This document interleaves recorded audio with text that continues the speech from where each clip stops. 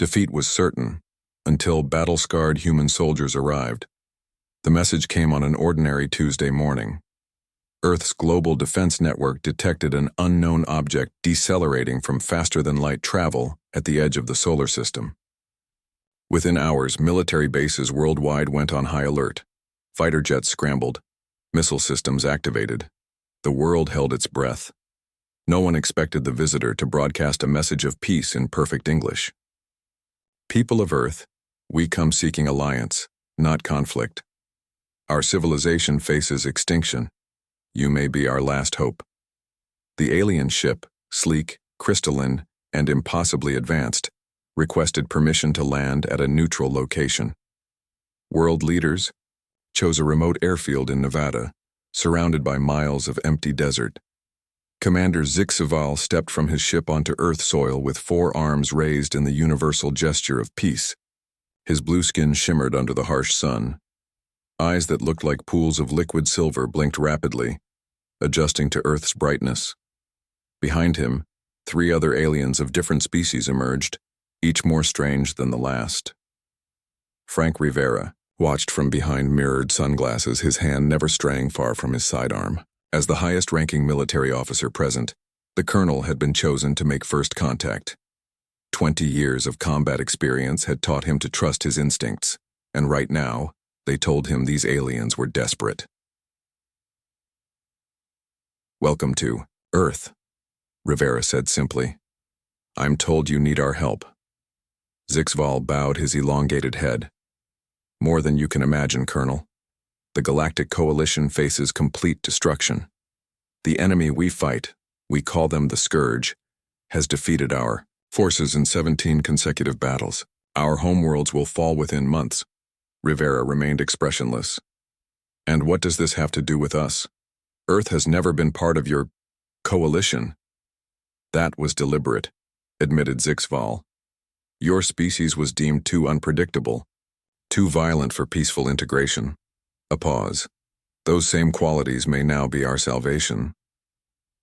3 days later, Major Samantha Powell stood in the White House Situation Room, watching the alien commander present evidence of the war. Holographic images showed massive mechanized swarms tearing through alien defenses like tissue paper. Planets burned. Civilizations that had existed for thousands of years vanished overnight. Powell had seen enough war to last several lifetimes. The Northern Campaign had cost her half her squad and left a spiderweb of scars across her back. She had no desire to fight someone else's battle. "Why us?" she asked, interrupting Zixaval's presentation. "Your technology is clearly superior to ours. Your coalition spans hundreds of worlds. What can Earth possibly offer?" The alien's silver eyes fixed on her. "Unpredictability, Major Powell. The Scourge uses perfect battle algorithms. They calculate every variable, predict every standard response. Our military doctrine has become predictable. But humans," he gestured around the room, "humans fight like nothing we've ever seen." The president leaned forward. "Explain." "Your history contains over 15,000 recorded conflicts. You've developed warfare in ways our species never imagined. Where we seek order in battle, you embrace chaos. Where we retreat when defeat is calculated at 63% probability, you fight on at 99%. The alien touched a control, and new images appeared. Human battles throughout history. We need your expertise. We need your soldiers. In exchange, we offer technology beyond your current development arc. 2 weeks of intense negotiations followed. The United Nations Security Council debated endlessly. Military leaders argued about risk assessments. Scientists salivated over the technology being offered. Through it all, Powell found herself assigned, as the primary liaison with the aliens, a role she neither wanted nor enjoyed.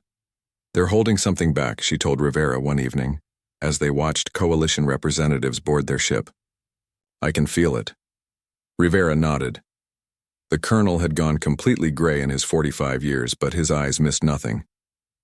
"Of course they are. But I've reviewed their tech offerings. FTL travel, medical advances that could end most diseases, clean energy that would solve our climate crisis overnight." He sipped his coffee. Even if they're not telling us everything, the deal makes sense. And if this scourge follows us home, then we'll face them here instead of out there. Better to have alien allies and their technology when that happens. The deciding factor came unexpectedly. During a demonstration of Earth military training exercises, Zixval and his delegation witnessed a special forces team respond to a scenario where all their planned approaches failed. Instead of retreating, the soldiers improvised a solution, using equipment in ways it was never designed for. The aliens were stunned. Their translator struggled to keep up with their excited conversation. "What are they saying?" Powell asked their liaison officer. "They're saying this never would have occurred to them, that your soldiers just invalidated a core scourge battle principle by thinking incorrectly." 3 days later, Earth's United Defense Council signed the Alliance Treaty. Humanity would send military advisors and combat veterans to help the coalition develop new strategies. In return, Earth would receive technology and recognition as a full coalition member. Powell received her orders directly from the president. She would lead the first contingent of human military advisors to coalition headquarters, 100 battle-tested soldiers from various Earth conflicts, chosen for their adaptability and unconventional thinking. "I'm not a diplomat," she protested. "We're not sending you to be one," the president replied. "We're sending you because you've survived when you shouldn't have, multiple times." The night before departure, Powell stood alone on the launch pad, staring up at the coalition transport ship that would take them to war. Rivera found her there, his uniform crisp despite the late hour. "Having second thoughts, Major?" "No. Just wondering if we really understand what we're getting into." Rivera handed her a small box. Inside was a combat knife with strange symbols etched into the blade. "Coalition metal," he explained. "Apparently it'll cut through almost anything. Their gift to me, I'm passing it to you." Powell tested the edge with her thumb. "You're not coming?" "Someone has to coordinate from this end. The president wants me here." His eyes crinkled at the corners. "Besides, this mission needs someone too stubborn to accept defeat. That's always been you, not me." At dawn, 100 human soldiers boarded the alien ship. They carried modified Earth weapons, personal items, and centuries of warfare in their collective experience. Most, like Powell, bore the physical and mental scars of past conflicts. All had volunteered, despite knowing they might never return, as the ship lifted silently into the morning sky. Powell thought about what Zixval had said during their final briefing. "The Scourge believes our defeat is mathematically certain," the alien had told her. "Their calculations cannot account for the human factor." Powell checked her knife, then secured it against her leg. Defeat might be certain by the Scourge's calculations, but they had never faced humans before. And humans, as Earth's bloody history proved, had a habit of defying the odds. The ship accelerated, and Earth dwindled below them. Ahead lay the stars, a desperate alien alliance and an enemy that thought victory was guaranteed. They were about to learn otherwise. Defeat was certain until battle-scarred human soldiers arrived. Part 2. The coalition headquarters orbited a gas giant at the edge of contested space. From the viewport of their quarters, Powell and her team could see the massive defensive fleet, or what remained of it. Ships of various designs and sizes floated in formation, many showing battle damage. The humans had been aboard for 3 days, mostly confined to their assigned section, while coalition officials debated how best to use them. "They're afraid of us," said Lieutenant Olivia Martinez, watching an alien repair crew scatter when she approached their work area. A tactical specialist with extensive urban combat experience, Martinez had been one of the first to volunteer. For the mission, "They should be," Powell replied. "They've spent centuries avoiding us because we're too violent. Now they need that violence, but they don't know how to handle it." A soft chime announced a visitor. The door slid open to reveal Zixval and 2 coalition military officers. One resembled a praying mantis the size of a man. The other had skin like polished granite, and 4 eyes arranged in a diamond pattern. "Major Powell, your presence is requested at the Strategic Command Center," Zixval said. "The Scourge has been detected moving toward the Proxima defensive line. Our admirals wish to observe your tactical input. Powell nodded to Martinez. Bring Captain Daniels and his team too. Time to show them what we can do. The Coalition War. Room was a massive chamber with a holographic display at its center, showing real-time positions of both Coalition and Scourge forces. Dozens of alien officers moved around the display, speaking in quick, tense tones. Admiral Krell, the mantis-like commander of Coalition forces, acknowledged their arrival with a curt nod. The humans arrive at last.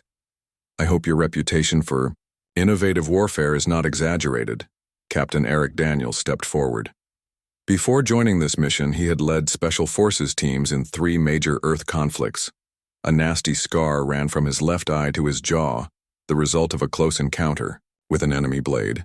Show us your current battle plan, Daniels requested. A Coalition officer manipulated controls, and the hologram shifted to display a complex series of formations and movement patterns. Powell recognized classic defensive postures. The Coalition, ships arranged in layers prepared to absorb the Scourge attack while protecting critical assets. This is the same strategy you've used in your last 4 engagements? Martinez asked. With minor variations, Admiral Krell confirmed. Our simulations indicate it offers the highest survival probability. And you lost all 4 battles, Daniels stated flatly. The chamber went silent. Even through their translators, the humans could sense the tension. We suffered acceptable losses while inflicting maximum damage on enemy forces, Krell insisted. Powell stepped to the edge of the hologram. Show me the Scourge attack patterns from those battles. The display changed, showing mechanical swarms moving with mathematical precision, probing defenses before concentrating overwhelming force at the weakest points. They calculate your responses, she said slowly. They know exactly how you'll react because you always react the same way. She pointed to a section of the Coalition formation. You maintain perfect spacing here. When they hit this section, you reinforce from these reserves, which leaves this flank exposed. Admiral Krell's mandibles clicked in agitation. What would you suggest? Abandoning proven doctrine for what? Chaos? Controlled chaos, Martinez corrected. Unpredictability within a framework. Daniels moved to the controls, hesitated, then looked at the Coalition technician. May I? After receiving permission, he altered the holographic display. The neat Coalition formations dissolved, replaced by scattered groups with no apparent pattern. Distributed force application, he explained. Small mobile units operating semi-independently, but toward common objectives. No predictable reinforcement, patterns, no standard responses. Admiral Krell and his officers stared at the display as if it showed obscenity. This is madness. There is no cohesion, no unified defense. That's the point, Powell said. The Scourge predicts your moves because they're predictable. Change the game entirely. A heated debate erupted among the Coalition officers. Their military traditions stretched back thousands of years, and humans were suggesting they abandon them on faith. The argument might have continued indefinitely if not for the alarm that suddenly blared through the chamber. A junior officer rushed in, speaking rapidly to Admiral Krell. The Scourge has attacked Outpost Vega, Krell announced. Our forces are engaged. The hologram shifted to show a small Coalition outpost surrounded by Scourge vessels. It was a minor installation with minimal defenses, the perfect target for a quick victory. How long until reinforcements arrive? Powell asked. 6 hours at minimum, a Coalition officer replied. The outpost will be destroyed long before then. Daniels studied the hologram. What personnel are at the outpost? A research team and a small security detail. No match for a Scourge attack force. Powell and Daniels exchanged glances. Let us help, Powell said. My team can deploy immediately. Admiral Krell hesitated. This is not a simulation, Major. The Scourge will destroy you as they have destroyed countless Coalition forces. Maybe, Powell admitted.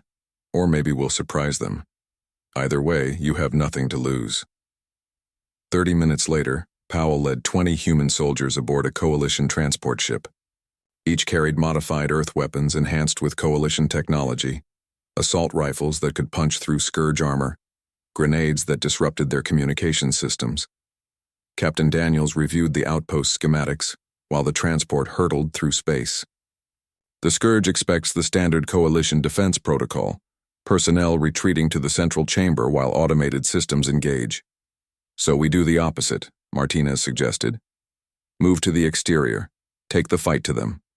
Powell nodded. We split into 4 teams. Hit them from multiple angles simultaneously. Keep moving, keep changing positions. Don't let them predict our patterns. The transport emerged from faster-than-light travel to find the battle already underway. Scourge vessels surrounded the outpost, methodically destroying its outer defenses. The station's shields flickered weakly. Get us in close, Powell ordered. The pilot. We need to board before those shields fail completely. The pilot, a 6-armed alien with remarkable reflexes, navigated through the Scourge formation, using the larger enemy ships as cover. They reached the outpost's emergency dock. Just as the main shields collapsed, Powell led her team through the airlock. Inside, they found chaos. Coalition security forces fell back in ordered retreat while mechanical Scourge drones advanced through the corridors. Change of plans, Powell announced over the comm. Coalition forces, hold your current positions. Do not retreat. Repeat. Do not retreat. The Coalition commander, a reptilian officer with scales that changed color with his emotions, turned pale blue in shock. But protocol dictates... Forget protocol, Powell interrupted. Today we try something new. She divided her human soldiers among the Coalition defenders, quickly explaining the new strategy. Instead of falling back, they would hold multiple positions throughout the outpost. Some would advance, others retreat, creating a confusing pattern of resistance. The Scourge drones, humanoid machines with weapons built into their limbs, continued their methodical advance. They moved with perfect coordination, each unit supporting others in a flawless attack sequence until they encountered the first human-led defense point. Martinez and 3 other humans, alongside 5 Coalition soldiers, had set an ambush in a maintenance bay. Rather than firing from fixed positions, they constantly moved, shooting from unexpected angles, retreating only to attack from another direction. The Scourge drones paused, their programming attempting to calculate this new threat pattern. That momentary hesitation cost them. Explosive charges that Daniels had placed detonated, destroying 3 drones instantly. Across the outpost, similar scenes played out. Human soldiers led Coalition defenders in chaotic but effective resistance. Traditional tactics were abandoned in favor of improvisation. Maintenance tools became weapons. Environmental systems were repurposed as traps. 4 hours into the battle, Powell received the message she'd been waiting for. Major, Daniels called over the comm, they're retreating. Powell watched from a damaged control room as Scourge drones withdrew to their vessels. The ships disengaged from the outpost and vanished into faster-than-light travel.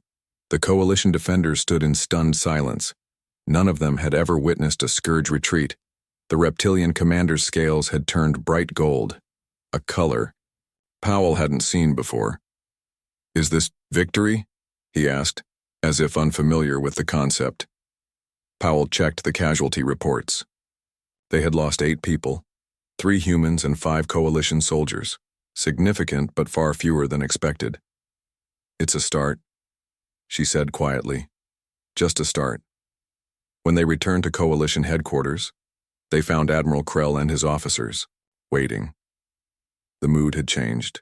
The dismissive skepticism was gone, replaced by cautious hope. The Scourge retreated, Krell stated. This has not happened before. Powell nodded. They retreated because they couldn't predict our actions. Their algorithms failed. Krell's massive compound eyes studied her. Teach us, he said simply. And so the real work began. Defeat was certain until battle-scarred human soldiers arrived. Part 3. Word of the victory at Outpost Vega spread quickly through Coalition space. It was small, but significant. The first successful defense against the Scourge in nearly a year. Within days, the human soldiers found themselves training alien warriors in what Martinez had termed controlled chaos. 2 weeks after the battle, a massive transport ship arrived from Earth carrying the first official human military deployment. The 87th Expeditionary Force, 500 combat veterans led by Brigadier General Patricia Grant. Powell had served under Grant during the Northern Campaign and respected her unconventional leadership style. The general had earned as many reprimands as medals throughout her 30-year career, but her results were undeniable. "Quite the welcoming committee," Grant remarked as she stepped off the transport to find Powell, Daniels, and a group of coalition officials waiting. Tall and lean with close-cropped gray hair, Grant carried herself with the quiet confidence of someone who had seen the worst of war and survived. "We've been busy," Powell replied. "The coalition is eager to implement human tactics across their defense network." "And how's that going?" Powell glanced at the coalition representatives. "They're trying. Some concepts don't translate well. Thousands of years of military tradition are hard to unlearn." Grant nodded. "Then we'll just have to show them." The 87th brought with them modified Earth weapons and equipment. Coalition technology had been incorporated where useful, but the core designs remained human, unpredictable, adaptable, and often deliberately crude by alien standards. Staff Sergeant Kyle Bennett supervised as his team unloaded crates of equipment. A barrel-chested man with a thick beard, Bennett had served 15 years in various conflict zones on Earth. His specialty was demolitions, making things explode in ways enemies never expected. "Careful with those," he called to a coalition dock worker who approached one of the crates. "Those are special presents for our mechanical friends." The worker stepped back nervously. Most coalition species still found humans unnerving, especially those like Bennett who seemed to take joy in destruction. General Grant established a command center in the quarters assigned to the human forces. Maps and tactical displays covered the walls. Coalition intelligence reports were piled on tables, analyzed and annotated by human officers. "We need to be deployed where we can make the biggest impact," Grant told Admiral Krell during their first strategy session. "Your standard defensive positions aren't working. We need to take the fight to the scourge." Krell's mandibles clicked. AE, sign of agitation Powell had come to recognize. "Our forces are stretched thin defending critical systems. We cannot afford offensive operations." "You can't afford not to," Grant countered. "Your defensive war is a losing strategy. The scourge adapts too quickly." "What do you propose?" Grant pointed to a star map. "Stronghold Epsilon 9, it's your last, major defensive position before your homeworlds. We deploy the 87th there, integrate with your forces, and prepare not just to defend, but to strike back." Powell watched as Krell considered this. Coalition military doctrine had always prioritized defensive postures, minimizing losses while inflicting maximum damage on aggressors. The concept of a preemptive strike was foreign to them. "I will consult with Coalition Command," Krell finally said. After he left, Grant turned to Powell. "They'll agree. They have no choice." 3 days later, the 87th Expeditionary Force boarded transports bound for Epsilon 9. The massive space station orbited a lifeless moon, its defensive arrays constantly scanning for scourge activity. It housed 10,000 coalition troops from a dozen different species, all preparing for what many believed would be their last stand. The human arrival caused a stir. Rumors had spread about the victory at Outpost Vega. Some coalition soldiers viewed the humans with hope, others with suspicion. "They think we're savages," Martinez commented as she observed a group of tall, elegant aliens whispering while watching Bennett's demolition team unload equipment. "We are savages," Bennett replied with a grin. "That's why we're here, General." Grant wasted no time integrating the human forces with coalition units. Mixed squads were formed, with at least 2 humans assigned to each alien team. Training began immediately, focusing on unpredictability, improvisation, and individual initiative, concepts that many coalition species struggled to embrace.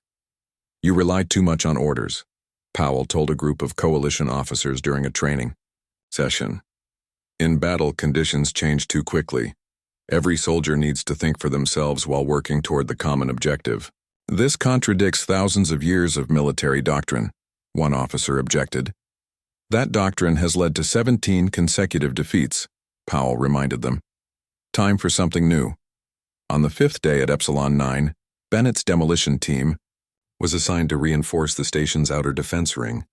While inspecting the area, Bennett discovered design flaws in the automated defense systems. "These are too predictable," he told his coalition counterpart, a towering rock-like alien named Drac. "The Scourge will calculate their firing patterns in seconds." "The systems follow optimal defensive protocols," Drac insisted. Bennett shook his head. "Optimal is predictable. Predictable gets you killed." Without waiting for permission, he began rewiring one of the defense turrets. "We need to introduce random variables, make them fire in patterns even we can't predict." Drac watched in horror as Bennett modified expensive precision equipment with what looked like reckless abandon. "This is not authorized. Neither is losing," Bennett replied without looking up. By the end of the day, every defense turret in their sector had been modified. Some fired single shots, others bursts. Some targeted the largest threat, others the closest. Some, purposely, missed their first shot to create confusion. When station security arrived to arrest Bennett for tampering with critical systems, General Grant intervened. "Let's test his modifications before we lock him up," she suggested. A simulated Scourge attack was run against the modified defenses. The result shocked the coalition observers. Bennett's chaotic defense grid destroyed 83% of simulated attackers, nearly double the performance of the standard system. By the end of the week, every defense system on Epsilon 9 had been modified using Bennett's principles. Coalition engineers studied his work with a mixture of horror and fascination. Their perfect, elegant designs had been turned into what they considered a mess of inefficient, random processes. But the simulations didn't lie. The Bennett method, as it came to be called, worked. The real test came sooner than expected.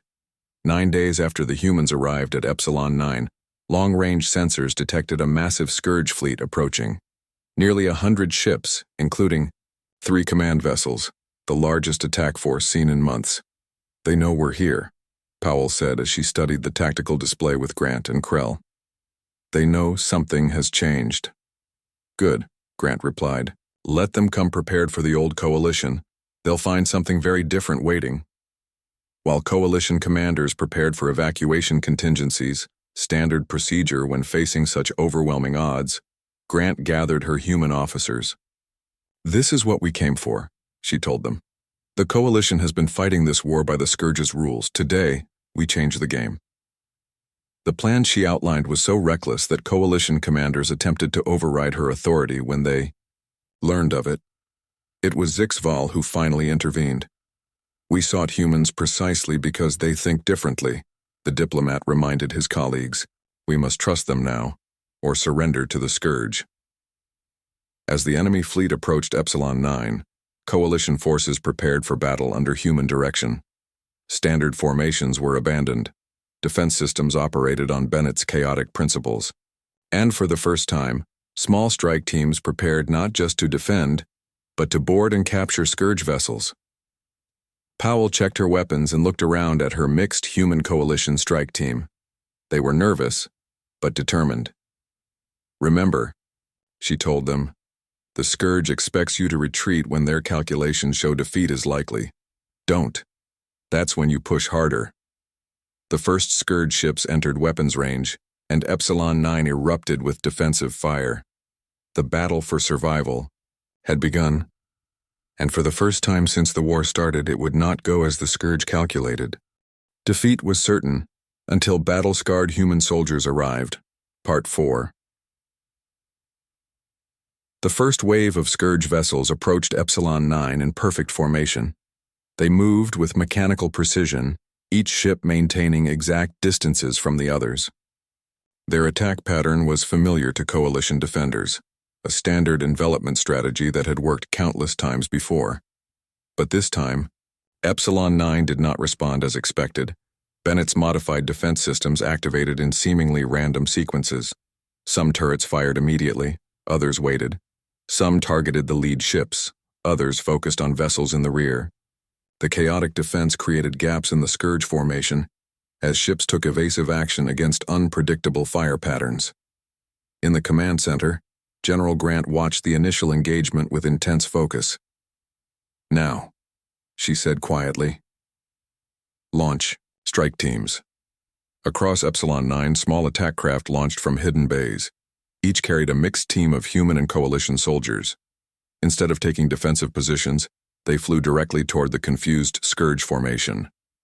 Powell led her team in a swift approach to one of the smaller Scourge vessels.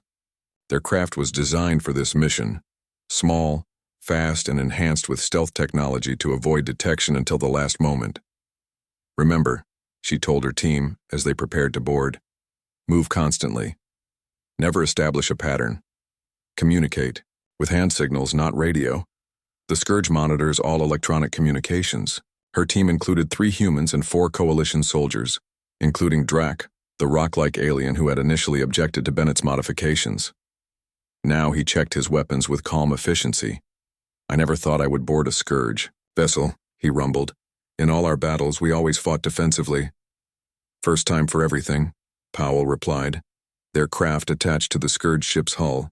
Cutting tools made quick work of the exterior plating, and the team slipped inside. They found themselves in a narrow corridor lined with pulsing mechanical components. The air was thin. Scourge ships maintained minimal atmospheres since their mechanical troops needed little oxygen. Powell signaled for the team to split into pairs. Their objective was the ship's central processing node, essentially its brain. If they could capture it intact, coalition scientists might finally understand how Scourge battle algorithms worked. Moving through the vessel was like navigating a living machine.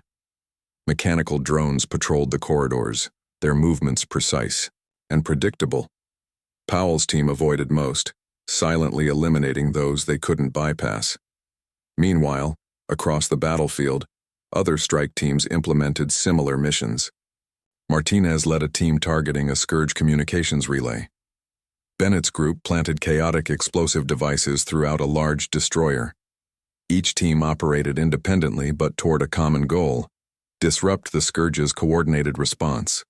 In the command center, General Grant directed the larger battle.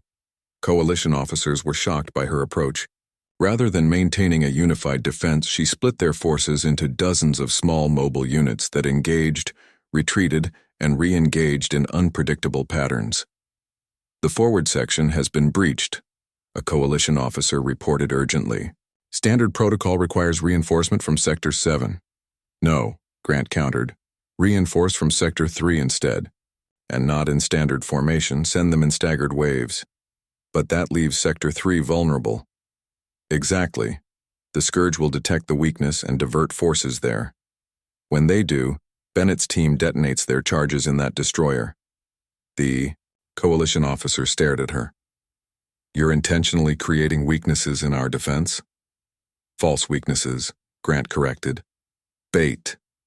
Aboard the Scourge vessel, Powell and Drac encountered resistance as they neared the processing node.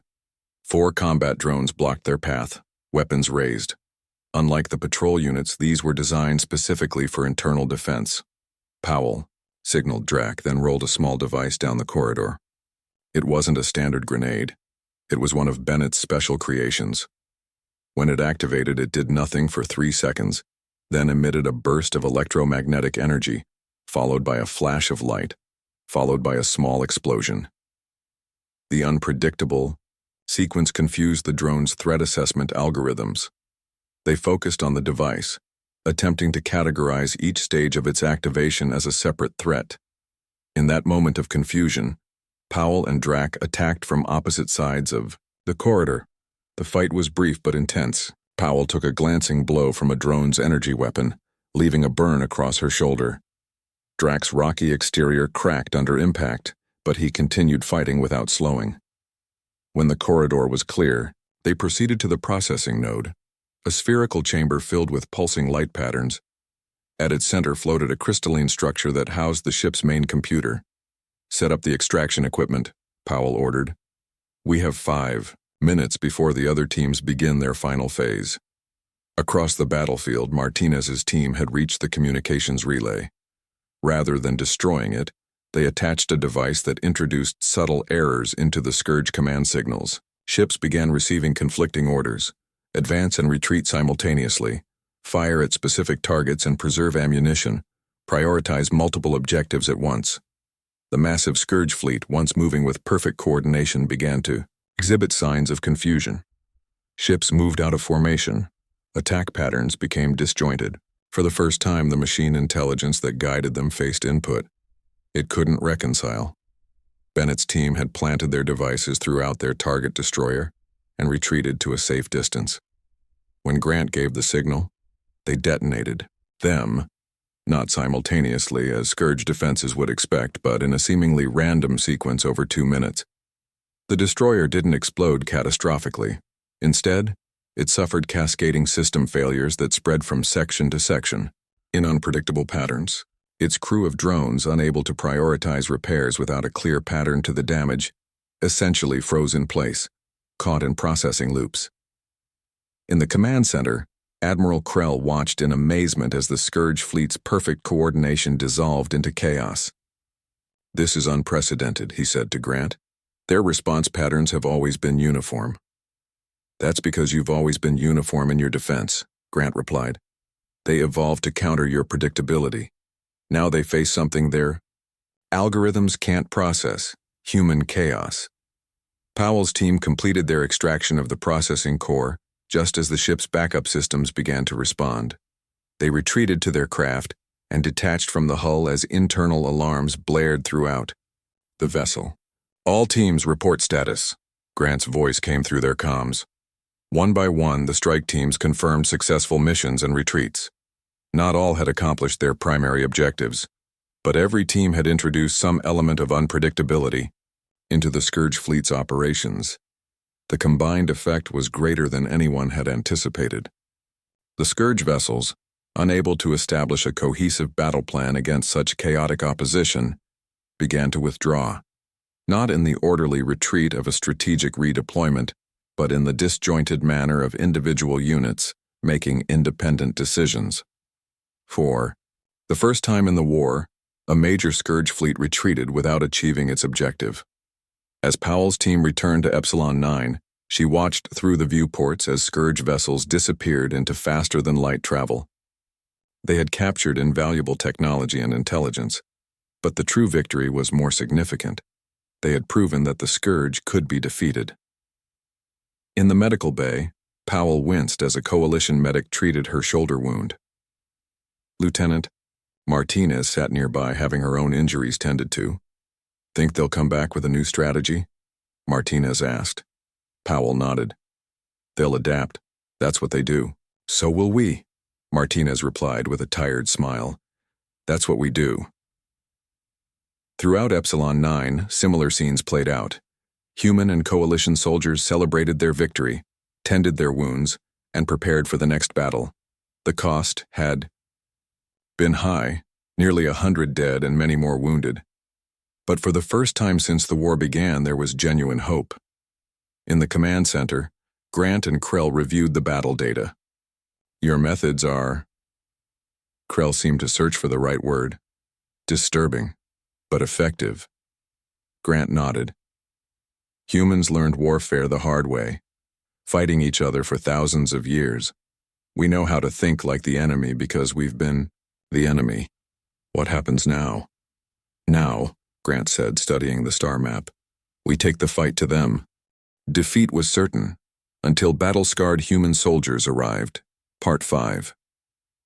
3 months after the Battle of Epsilon 9, the war had changed completely.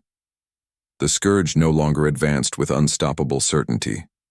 Instead, they hesitated, pulled back, and repeatedly altered their strategies, a clear sign that their perfect battle algorithms had been compromised. The captured processing core from Powell's mission had proven invaluable. Coalition scientists working with human engineers had decoded enough of the Scourge programming to understand their fundamental weakness. The machines couldn't truly adapt.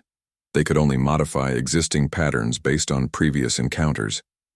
True creativity, true chaos, remained beyond their capabilities. In a large chamber aboard the Coalition flagship, Captain Lisa Morgan stood before a mixed group of human and alien soldiers. Once a communications specialist in Earth's military, Morgan had developed the breakthrough protocols that allowed humans and Coalition species to fight as unified teams. "The Scourge expects patterns," she explained to the assembled warriors. "Even when they face unpredictability, they search for the pattern within the chaos. Our advantage is that there is no pattern.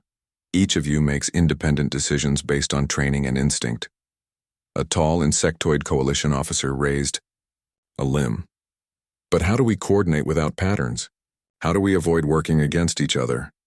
Morgan smiled. "That's what these new training exercises are for. You'll learn to sense the flow of battle, to support your comrades without following predictable protocols." What had begun as a desperate, defensive alliance had evolved into something unprecedented, a joint military structure that combined Coalition technology with human tactical innovation. Mixed species units trained together, learning each other's strengths and adapting to different physiologies and thought processes. General Grant had established what she called adaptive thinking as the core of the new military doctrine. Every soldier, regardless of species, was taught to question standard responses, to consider multiple approaches to each situation, and to embrace controlled chaos. On a reclaimed Coalition world, Sergeant Alan Russell watched as his trainees, a mix of humans and 7 alien species, worked through a complex scenario. Once a simple infantry soldier, Russell now found himself responsible for training the next generation of officers in human combat techniques. "You're still thinking linearly," he told a 4-armed Coalition cadet who had approached a problem with textbook tactics. "The Scourge will calculate that response in seconds. What would they never expect you to do?" The cadet considered the question, then suggested a solution so unorthodox that Russell laughed out loud. "Perfect," he said. "Absolutely perfect. They'd never see that coming." Throughout Coalition space, humanity's influence spread. Ships were redesigned with unpredictable defense patterns. Communication systems introduced random variables to prevent Scourge interception. Even civilian structures incorporated elements of controlled chaos to confuse Scourge targeting systems. On Earth, factories worked constantly to produce the weapons and equipment needed for the war effort. What had begun as a small military advisory mission had expanded into humanity's first interstellar conflict. People who had never imagined leaving their planet now found themselves traveling to distant stars to fight alongside alien allies. In the Coalition Command Center, Powell studied the strategic display with General Grant and Admiral Krell. The map of known space had changed dramatically. Areas once controlled by the Scourge now showed as contested or reclaimed. "The offensive is succeeding beyond our projections," Krell admitted. His manner had changed over the months of working with humans. He still maintained Coalition precision in his appearance and speech, but had adopted human expressions and gestures when appropriate. "We've pushed them back to their core systems," Grant agreed. "But the final phase will be the hardest. They're consolidating their forces around their central processing hub." The hub was the heart of the Scourge, a massive space station where their primary consciousness resided. All Scourge units throughout the galaxy received their basic programming from this central source. Coalition intelligence had only recently confirmed its location, deep within Scourge territory. "If we destroy the hub, do we end the war?" Powell asked. "Not entirely," Krell replied. Individual Scourge units would continue to function based on their existing programming, but they would lose their ability to adapt and coordinate on a galactic scale. "They'd be isolated machines instead of a unified intelligence," Grant said. "Much easier to deal with." The plan they developed was the most ambitious yet. A joint assault force would penetrate Scourge defenses and reach the central hub, while Coalition ships engaged the main Scourge fleet. Human-led strike teams would board the hub itself. "We'll need our best people for this," Grant said. "Powell, you'll lead the primary insertion team." Powell nodded. After months of combat against the Scourge, she'd earned the respect of both human and Coalition forces. The scars on her body had multiplied, but her resolve had only strengthened. "Martinez will handle communications disruption. Bennett's team will create the distractions we need." Morgan will coordinate between all teams in the fleet. Preparations for the final assault took weeks. Every detail was planned, then deliberately modified to introduce elements of unpredictability. Coalition ships were repainted in irregular patterns. Communication frequencies were set to change at random intervals. Even the timing of the attack was decided by a random number generator. The night before the assault, Powell found herself unable to sleep. She walked the corridors of the flagship, eventually making her way to the observation deck. The vast sweep of stars stretched before her, billions of points of light in the darkness. She wasn't surprised when General Grant joined her. Having doubts? Grant asked quietly. Powell shook her head. Not doubts, just perspective. A year ago I was on Earth recovering from the Northern Campaign, wondering if I'd ever find purpose again. And now you're leading the final assault against a machine intelligence that threatened to wipe out countless species. Grant smiled. Life takes strange turns. Do you think we'll win tomorrow? Grant considered the question. The Scourge would calculate our chances at less than 20%, but they still don't understand humans. We've won with worse odds. The assault began precisely at 0317 hours. A time selected specifically because it held no tactical significance. The Coalition fleet emerged from faster-than-light travel in perfect formation, then immediately dispersed into seemingly random patterns that the Scourge couldn't predict. Powell's strike team launched during the initial confusion. Their ship was small, heavily modified with stealth technology, and programmed to fly an erratic course through the battlefield.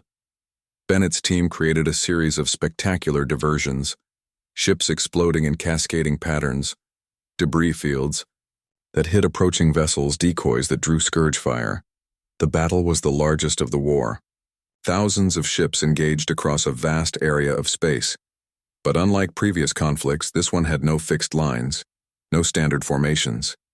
Human and Coalition vessels moved in constant, unpredictable patterns, never staying in one place long, enough for the Scourge to target effectively. Powell's team reached the hub during the height of the battle.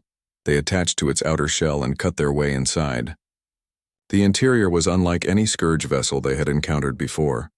A vast network of crystalline structures pulsing with energy and information. Stay alert, Powell warned her team as they moved deeper into the structure. This is their brain. It will have defenses we haven't seen before. Those defenses appeared almost immediately. Not just combat drones, but the hub itself. Corridors rearranged themselves. Gravity shifted unpredictably.